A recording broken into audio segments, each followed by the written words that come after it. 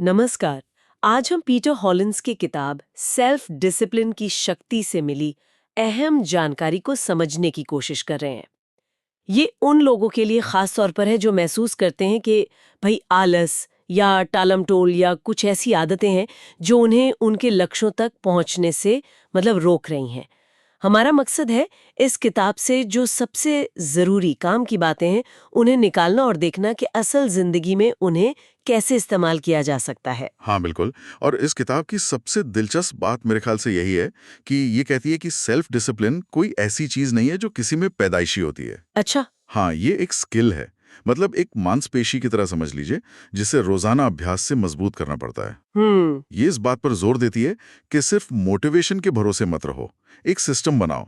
ऐसा सिस्टम जो तब भी काम करे जब मोटिवेशन ऊपर नीचे हो रहा हो। ये बहुत दिलचस्प पॉइंट है क्योंकि हम अक्सर सोचते हैं ना कि भाई कुछ लोगों में बस विल पावर ज्यादा होती है।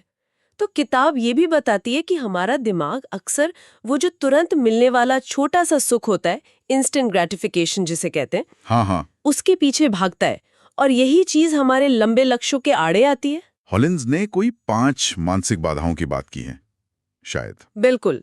और इन बाधाओं को समझना बड़ा जरूरी है। पहली तो यही है तुरंत मजा पाने की इच्छा। दूसरी है आलस, मतलब वो जो लगता है ना कि ये एनर्जी ही नहीं है कुछ करने की। सही। तीसरी है सोचते ही रह जाना, जिसे एनालिसिस पैरालिसिस कहते हैं, मतलब प्लान बनाते रह गए, किया कुछ नहीं। हाँ, होता है। चौथी है किसी काम से जुड़ा डर या कोई चिंता। और पांचवी है वो जो बाहरी भटकाव होते हैं, नोटिफिकेशंस बज रहे हैं, कोई बुला रहा है, ये सब मिलकर सेल्फ डिसिप्लिन को मुश्किल बनाते हैं। तो ये तो हो गई रुकावटें। इनको जानते हुए इनसे निपटने का क्या तरीका है? किताब में एक इफ देन तकनीक का जिक्र है। ये क्या चीज है? हाँ, इफ देन प्लानिंग, ये एक्चुअली एक बहुत पावरफुल मनोवैज्ञानिक ट्रिक है। अच्छा। इसका सीधा सा फॉर्मूला है, अगर एक्स होता है तो मैं वाई करूंगा। मतलब आप पहले से तय कर लेते हैं। जैसे? कोई उदाहरण? जैसे मान लीजिए अगर मुझे शाम को टीवी देखने का बहुत मन करेगा तो मैं पहले 10 मिनट वॉक करूंगा, या अगर सोशल मीडिया खोलने का मन हुआ तो पहले एक पेज किताब पढ़ूंगा। तो होता यह है कि ये तकनीक आपके दिमाग के उस हिस्से को, प्री फ्रंटल कॉर्टेक्स को, पहले से तैयार कर देती है। अच्छा। तो उस मोमेंट में आपको विल पावर पे ज्यादा जोर नहीं डालना पड़ता, फैसला लगभग ऑटोमेटिक हो जाता है। वाह, ये तो एक तरह की प्री प्लानिंग हो गई मुश्किल पलों के लिए। बहुत बढ़िया। लेकिन कई बार तो जैसा आपने कहा वो आलस वाला पॉइंट, मतलब शुरुआत करना ही इतना भारी लगता है, उसके लिए क्या सुझाव है? हाँ, वो जो इनर्शिया होता है ना, उसके लिए 2 मिनट रूल बड़ा कारगर है। 2 मिनट रूल? हाँ, सिद्धांत यह है कि अगर कोई काम बहुत बड़ा या मुश्किल लग रहा है तो खुद से सिर्फ ये वादा करो कि मैं इसे अभी सिर्फ 2 मिनट के लिए शुरू करूंगा। बस 2 मिनट। सिर्फ 2 मिनट? हाँ, क्योंकि अक्सर जो सबसे मुश्किल हिस्सा होता है वो शुरुआत करना ही होता है, वो एक्टिवेशन एनर्जी। सही बात है। एक बार आप 2 मिनट के लिए शुरू कर देते हैं ना, तो ज्यादातर टाइम आप उसे जारी रखते हैं, वो शुरुआती रुकावट टूट जाती है। ये सुनने में काफी प्रैक्टिकल लग रहा है, छोटी सी शुरुआत। अच्छा, और उस सिचुएशन का क्या जब हम कोई काम कर रहे होते हैं और बीच में ही लगता है कि बस अब नहीं हो पाएगा, हार मानने का मन करता है? किताब में एक 40% रूल की बात है, वो क्या है? हाँ, ये 40% रूल तो मतलब काफी सोचने पर मजबूर करने वाला आइडिया है। ऐसा? ये कहता है कि जिस पॉइंट पे आपको लगता है ना कि आप बिल्कुल थक चुके हैं, आपकी हिम्मत जवाब दे गई है, शारीरिक या मानसिक रूप से, हाँ, असल में उस पॉइंट तक आपने अपनी कुल क्षमता का सिर्फ 40% ही इस्तेमाल किया होता है। क्या सिर्फ 40%? हाँ, इसका मतलब है कि हमारे अंदर उससे कहीं ज्यादा करने की क्षमता होती है जितना हम सोचते हैं। एक छुपा हुआ रिजर्व हमेशा होता है। अरे वाह! ये सिर्फ फिजिकल स्टैमिना की बात नहीं है, ये समझने की बात है कि हमारा दिमाग जो बस करो का सिग्नल देता है वो हमारी असली लिमिट से बहुत पहले आ जाता है। ये तो जबरदस्त बात है। मतलब हमारी मानी हुई सीमाएं ज्यादातर दिमागी हैं। ये जानने से ही शायद मुश्किल वक्त में थोड़ा और पुश करने की हिम्मत मिल जाए।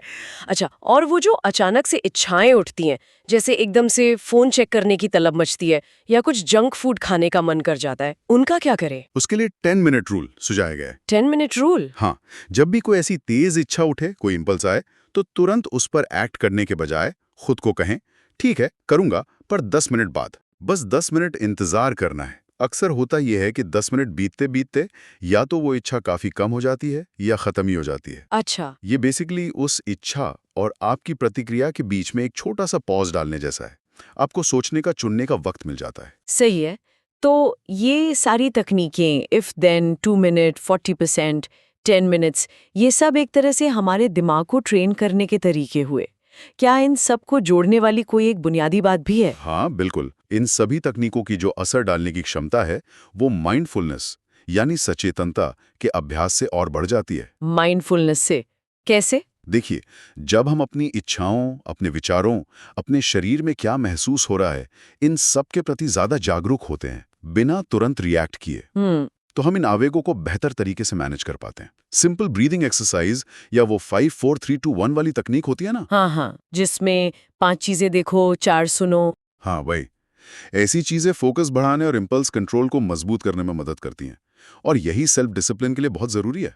तो अगर हम इस पूरी चर्चा को समेटें, तो मुख्य सीख यही निकलती है कि सेल्फ डिसिप्लिन कोई जादू नहीं है, बल्कि एक स्किल है जिसे सीखा और मजबूत किया जा सकता है। बिल्कुल। और ये मोटिवेशन का इंतजार करने के बजाय ठोस रणनीतियां अपनाने के बारे में है।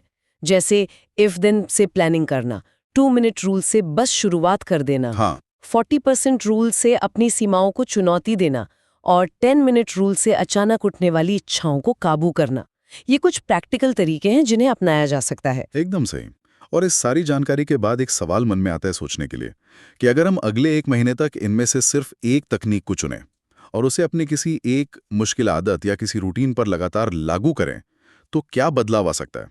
क्या हम वाकई अपनी मानी हुई सीमाओं को थोड़ा सा भी आगे धकेल पाएंगे? ये सोचने और शायद आजमाकर देखने लायक बात। क्या आप जिंदगी बदलने वाली किताबें पढ़ना चाहते हैं पर टाइम नहीं है? चिंता मत कीजिए।